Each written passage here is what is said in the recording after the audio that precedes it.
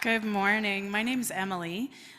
Congratulations to all of you that made it here this morning in the midst of this outdoor nonsense that we call winter.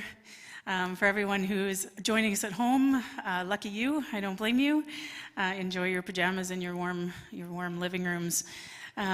Thank you all, though, for being here, regardless of whether you're here in person or whether you're here online with us. We're glad to have you. I am part of the charitable giving team here at Friends Church, which means that I get to stand up here and talk to you about money every time that I come.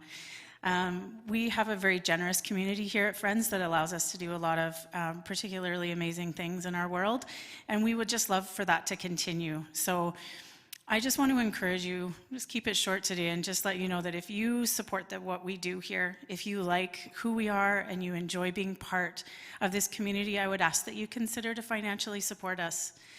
You can do that if you're in person by putting stuff in our little black box at the back of the auditorium here, or whether you're in person or online at any time, you can give using our app or online off our website. Either way, you have the opportunity to choose a pre-authorized giving or a one-time giving. So please pick whatever fits best for you. If it is possible for you to commit to something regularly, that helps us to plan and to be good stewards of the funds that you trust us with. So I just wanted to also mention that today our service does have a different format to it. So do not worry, you are not only getting one song from our amazing band.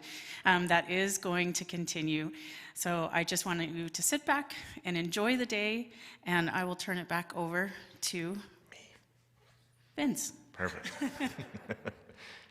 You're all scared you're going to hear me for 55 minutes, right? Actually, this service order became a thing this week. So thanks to the band for being willing to switch it up. I woke up one morning singing one of their songs in my head. And then I realized that was the first part of my message. And then I realized if I go through their catalog, it's actually my whole message. So I'm going to talk a little bit and basically introduce each song. But before I do it, let's just take a minute and just look out the window. If you're here, if you're at home, look at the snow falling. Isn't there something incredible about that? At some point, water evaporated into the clouds. It transferred across half a country, and the temperature was just right, so it creates this beautiful snowfall. For me, especially if I'm up in the mountains, just watching the snow come down, there's something just, I don't know, creates a sense of awe to me. Like, this world is so much bigger than just me and the thoughts in my head and the stuff that I do. Today I want you to try and connect with that sense of awe. Whatever does it. We're going to talk about a ton of different ways. And the word we use here, I use the word awe to start, but it's actually the word we use is transcendence. A bit jargony. Someone said this week, Vince, does anyone actually know what that word means?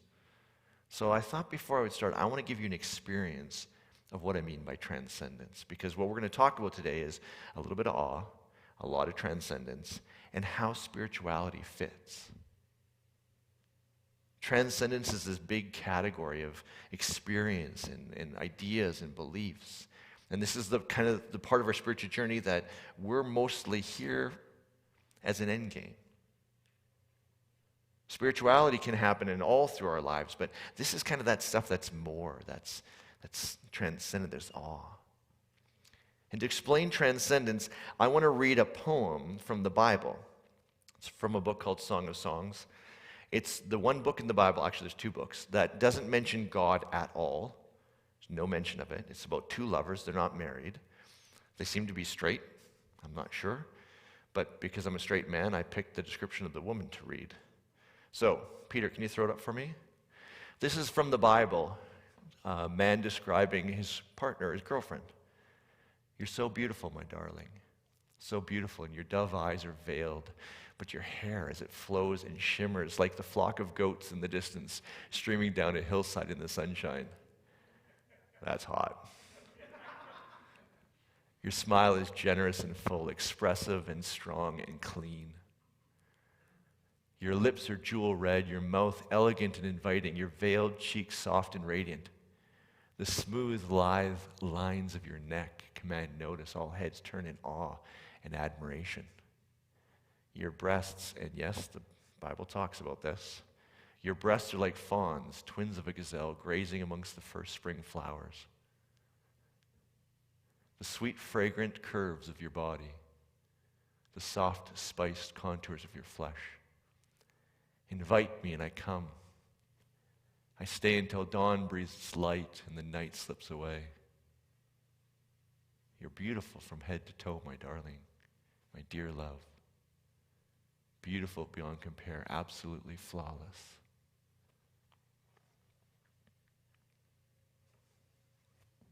That's nice.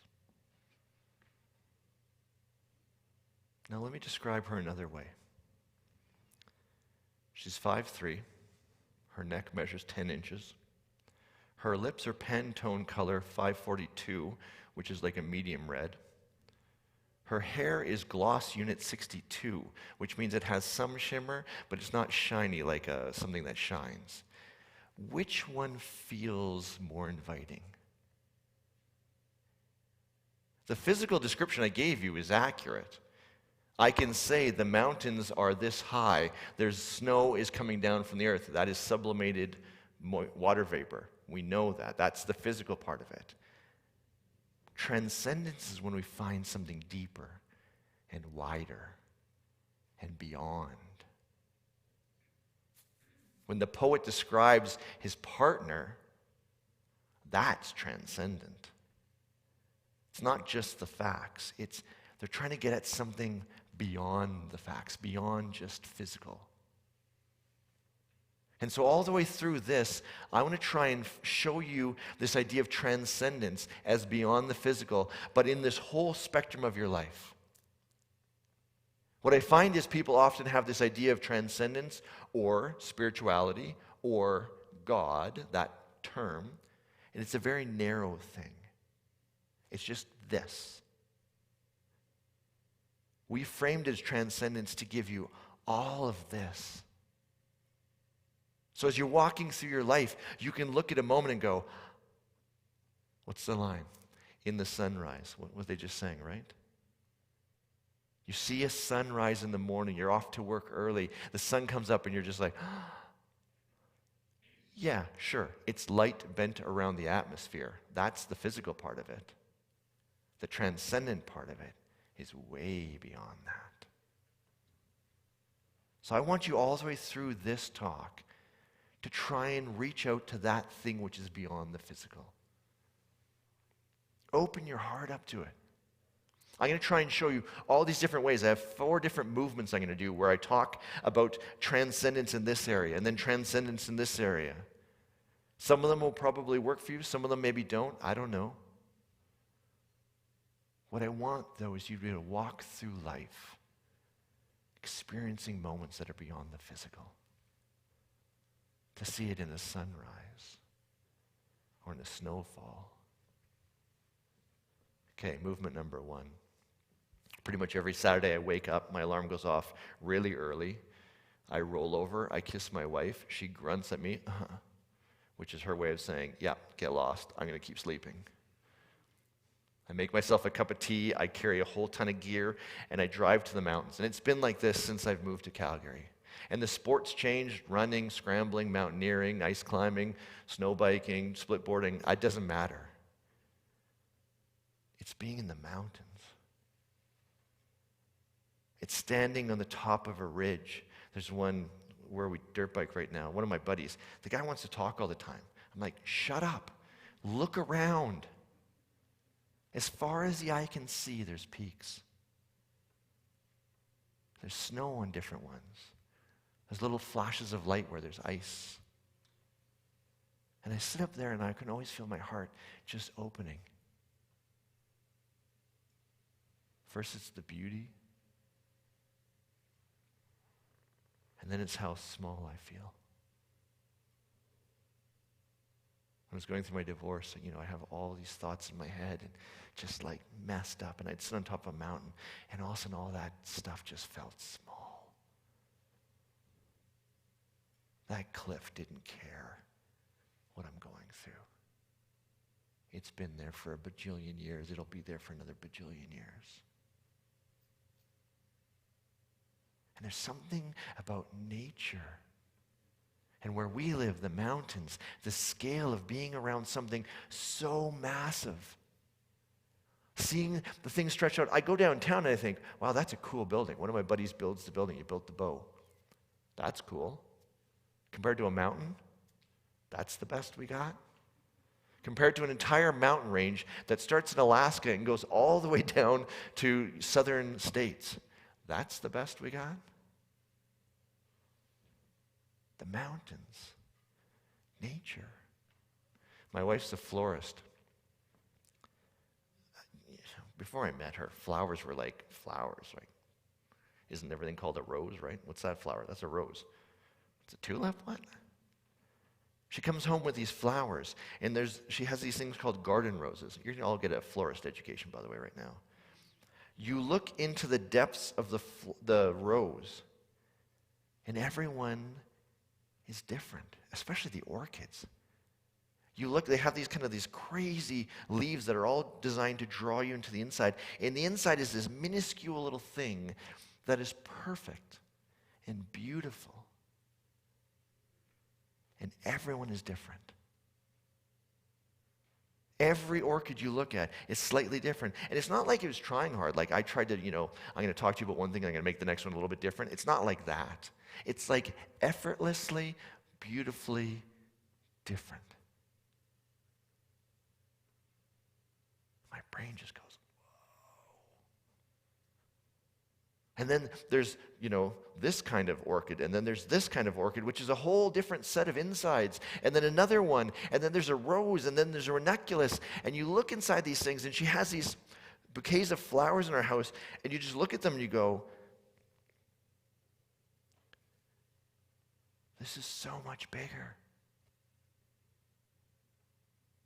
Something beautiful. If you ever go to a cathedral, architects learned this, I don't know, however many years ago. In fact, some of the earliest biblical stories. But you go into a cathedral really, really high, right? Then there's colored light or windows at the top, and the light comes in this perfect way. You walk into these cathedrals, and the silence, and the weight, and the dimensions. I'm not Catholic, but I go to those places just because there's something beyond physical in there. Yeah, it's a building. Yeah, it's got windows. Yeah, my house has all the same stuff. But for some reason, that feels different than my bedroom. There's this idea of phenomenology, the experience of things. So as you go through your life, and again, spiritual, you might think, oh, that's bigger than this. No. Transcendence. What moments feel like more than physical? What physical moments? Are you like me, top of a mountain? Walk through nature? Looking in the eyes of someone you love? The experience of a smell that brings back memories of another time. It's beyond the physical, right? This is transcendence. This is as we look at the model of spirituality and we talk about awareness and then I and them and then we figure out a we and then we find a way to transcend the physical through all that. This is what we're talking about. So the band's going to play another song which literally says this better than what I just said it. But I want you to do this while they're talking or while they're singing. Think of those moments that feel beyond physical. Nature, a moment in your life, a smell, a taste, an experience, a trip. Bring that to your memory. And just tie into that in your body. What did it feel like? What did it look like? Let it open up your heart. Let it open up your soul. as they sing, the lyrics of this song literally talk about this. So as they sing, let that part push you someplace beyond physical.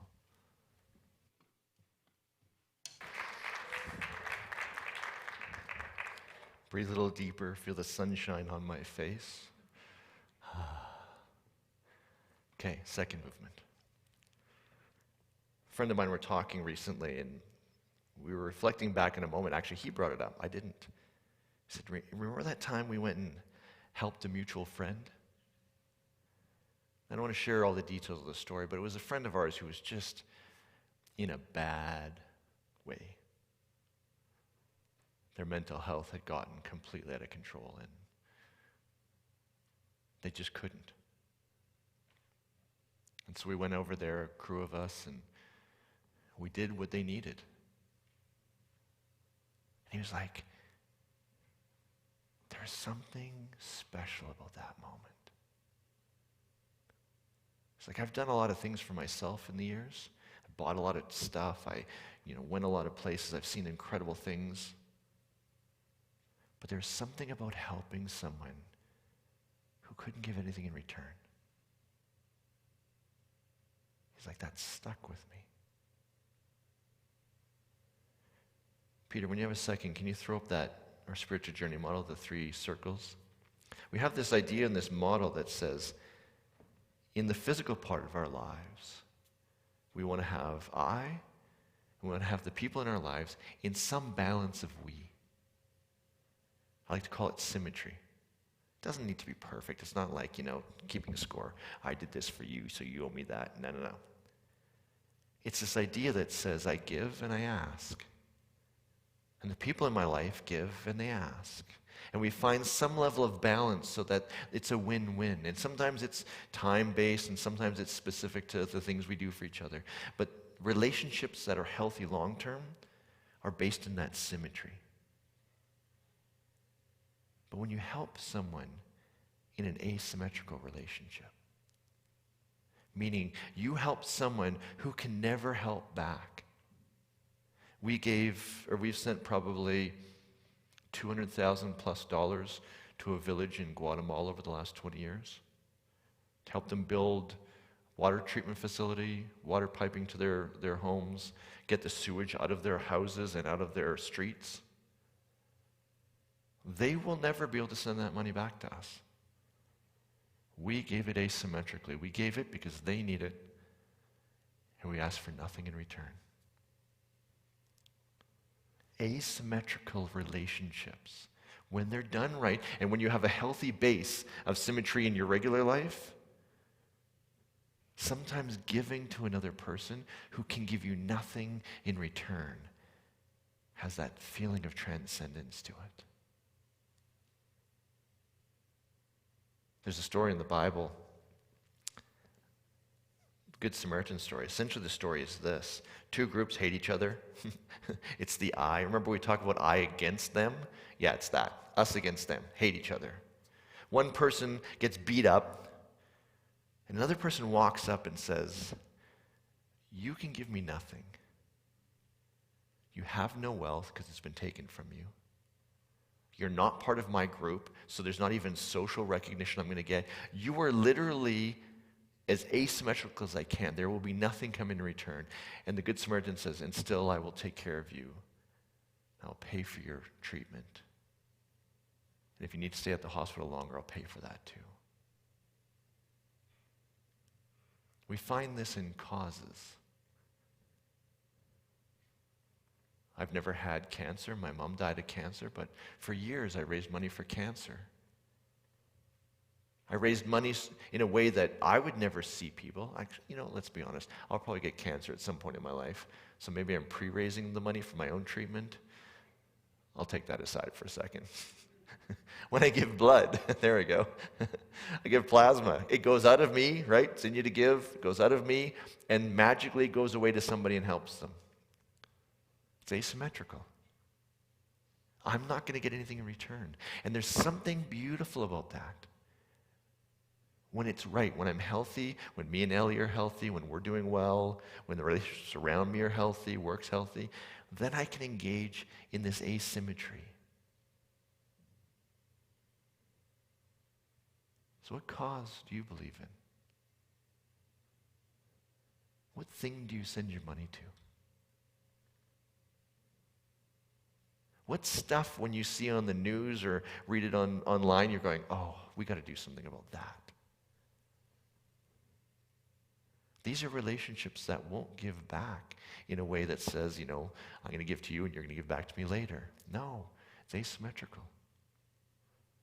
Now caution, if you're one of those people in the ditch that grew up just giving to other people and you have never learned to ask for what you need in a relationship, this is a cautionary tale. Do not use this one without thinking long and hard about this one. This is not an excuse to not do the we well. But in the right thing, there's causes, there's relationships, that when you engage in them, every moment feels like more. I can buy myself a coffee for $5, and when I give this money to the cause that I believe in, it feels like something bigger than just me. It's beyond the physical. It's transcendent. So the band's going to play another song. Oh, this is the song that started it all. I woke up on Monday morning, really early, and the lyric was in my head, we. I think I tried to hum the song to you to try and explain which one it was. I had no clue. But it started off with we. It just kept going in my head, we. What does we look like physically? And where do I take on the problems of the world asymmetrically? Where I just give to help. So as the band plays the song, I think this is the one we're talking about. It was from a message, and you said, if we could just listen to people's stories, which is now part of your career, right? So for you, obviously, this is one of those ones where you're like, oh yeah, there's something transcendent here. I don't know if this is the same for you, but as they sing this song, I want you to just think through which causes mean something to you. Where can you give without getting anything in return?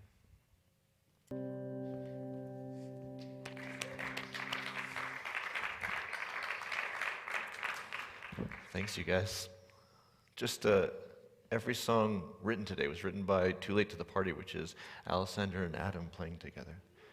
Isn't it incredible that we get to have songwriters like this writing songs of our journey? I think it's brilliant. First movement for transcendence. Again, all awareness, I, them, we, all of that we call the spiritual journey. But the stuff beyond physical is what we're playing with today. It can happen in nature, it can happen in phenomenology, the things we experience.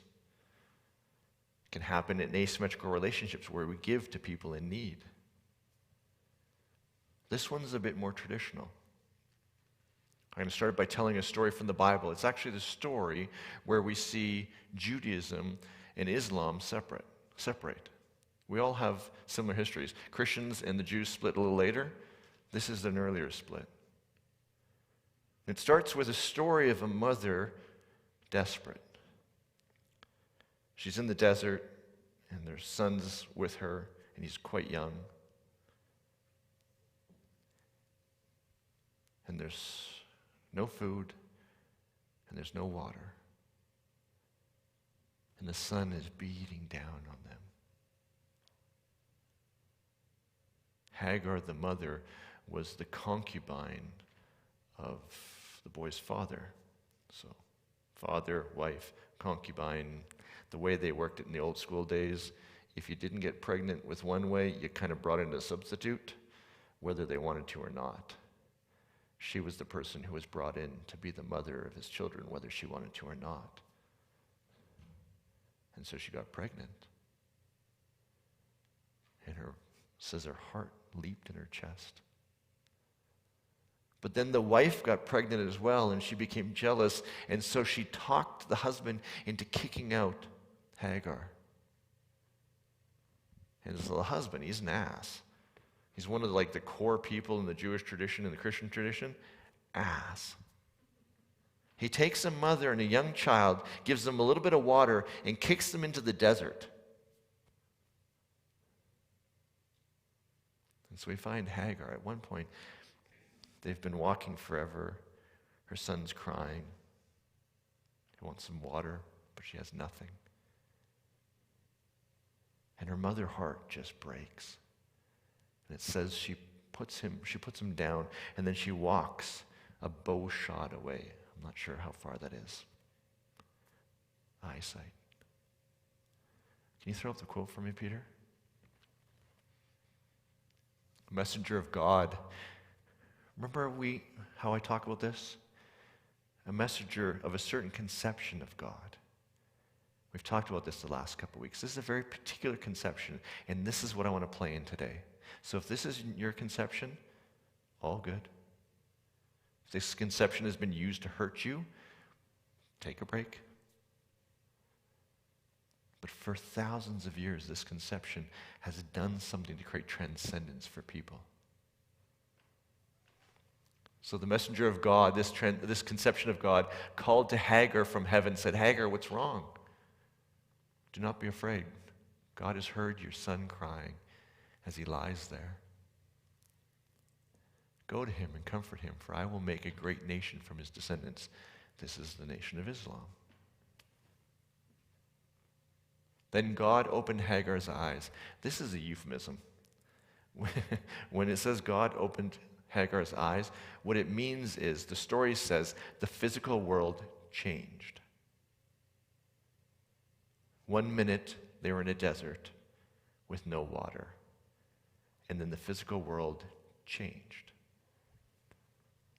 She saw a well full of water, and she quickly filled her water container and gave her boy a drink. There's a conception of God, of a super being out there that can change the physical world. When someone in your life is sick and you get down on your knees and pray, this is what you're connecting to. You're reaching out to this conception saying, please, I understand the cancer is growing and her bones are breaking. Please, change the physical world.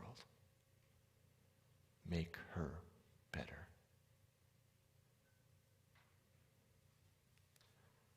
So I don't know where you are, but this conception of God through history has brought incredible comfort to people. It's helped people feel like someone cares about them when they're alone. Like there's hope in the world. Like maybe there's a plan that they don't know about, but somehow all this crap that's happening in their lives might be part of something bigger. And if this conception of God is part of who you are, there's beautiful transcendence in this. By definition, we're transcending the physical. You can take a desert and suddenly snap a well into there.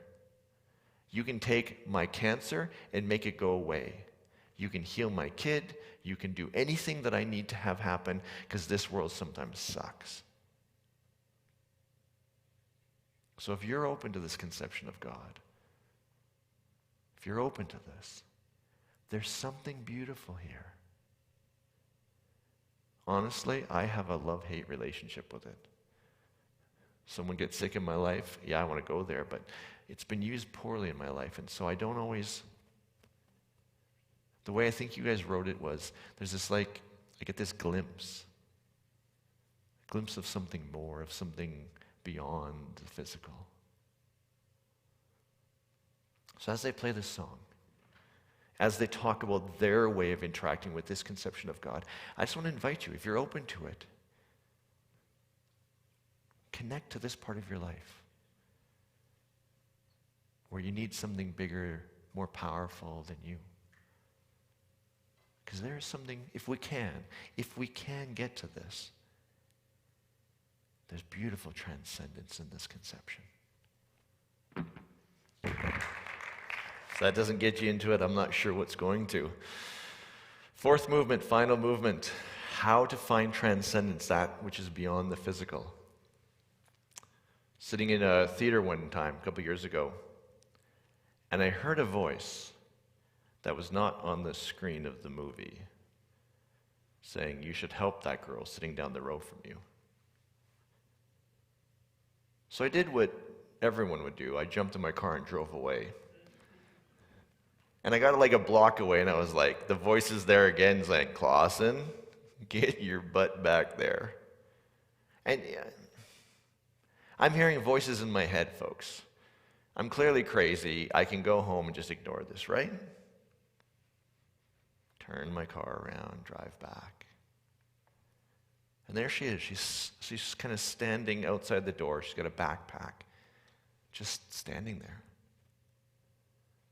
It's been like 10 minutes after the movie, and she's just standing there at night in Regina. I pull up my car, and I'm kind of trying to think, how do I do this without being some creepy guy? So I kind of rolled out my window. I'm like, "Hey, you okay?" She says, "No." Her friends had dropped her off at the theater and left. Didn't leave her a phone number. She didn't live in town. Everything she had was in her little backpack she had with her. So I ended up taking her to Robin's Donuts, because that's all I could afford. We had a cheese biscuit together. We chatted for a couple hours, until somehow she figured out where some people were and she would have a place to stay. What was that?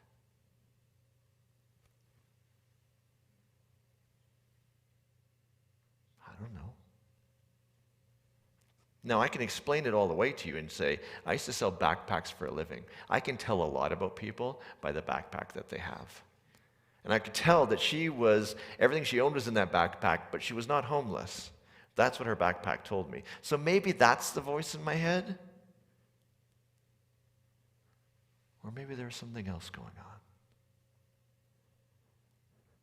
You ever have a moment where you swerve to avoid something and it just like everything just works out perfectly and you're like, whoa. I was talking to a friend recently. She's like, just recently I quit my job. The next day someone called and offered me a job. Then just when I had this bill done, I got a call from my company and they gave me a raise so I could pay for my bill. She's going, spooky. What are those moments? There's a great story in the Bible of Jesus' 3 core disciples. They're out hanging out on the top of a mountain, because what happens on top of a mountain? Transcendent things. They wake up in the middle of the night, one version of the story wakes up. They wake up in the middle of the night, and Jesus is glowing. His face has changed into something else, and one person says, his robes are whiter than any bleacher could ever make them. He's glowing. And magically, 2 of the patriarchs of their tradition are suddenly standing next to him on the top of a mountain. This is their reaction. Can you throw it up for me when you have a second, Peter? They did not know what to say, for they were exceedingly afraid. They were crapping their pants.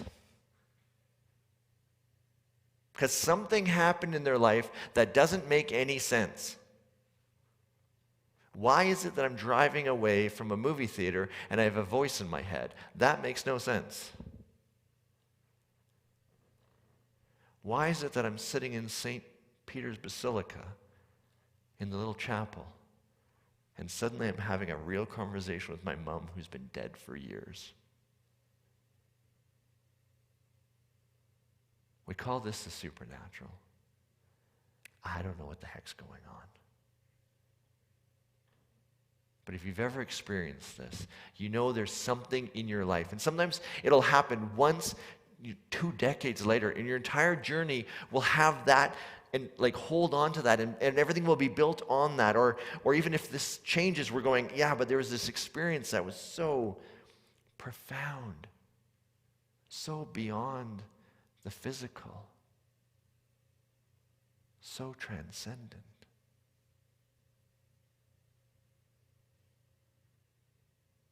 If this is part of your experience of life, I want to encourage you with this. Don't ever try to explain this to somebody. It does not matter if science says that did not happen. It does not matter. Explaining it wrecks it. Experience it.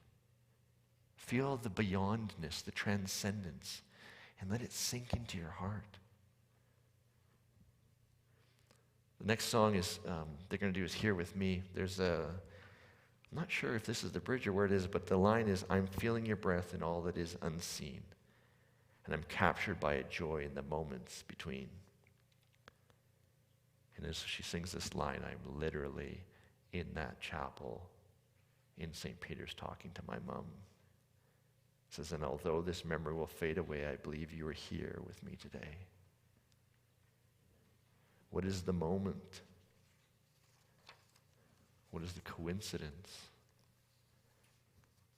What is the experience? If you have a science brain like me, you've tried to explain it away, you've done a great job of it. What would happen if we just let that go and just enjoy the transcendent moment? What if we look through our lives and see them through that lens? What does that do to your experience of something more? If you've had one of these moments, these weird moments you can't explain, just try and bring it up. Remember it in all its detail. As they sing this song, just live it one more time.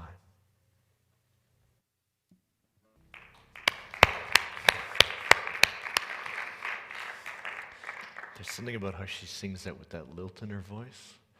Oh man, something there, transcendence. So today I wanted to explore this idea of our model. If you can throw it up when you have a second, Peter. It starts with awareness. Again, this isn't the model. This is our current model. I reserve the right to change it tomorrow.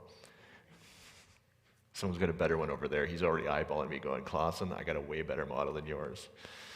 What this allows me to do, though, and allows Jeff and I to do, is to talk about what we're trying to explore together. Starts with awareness. Why do I do the things that I do? We were driving to a wedding yesterday. I hate getting all dressed up. I can't move, suit, tie. I'm just a cranky bugger. I have to apologize. I'm snapping at my wife. Sorry, babe. This frickin' suit's killing me, though. Awareness. Why do I do what I do? I don't like going to those things. I get cranky every time. To drive up, we always have this little spat because I'm like, just, argh. Awareness. What's your awareness? What's your relationship patterns? Why do you do the things you do? Why do you pull back? Why do you get freaked out? Awareness helps us to figure out, who am I? Then you realize there's other people in the world.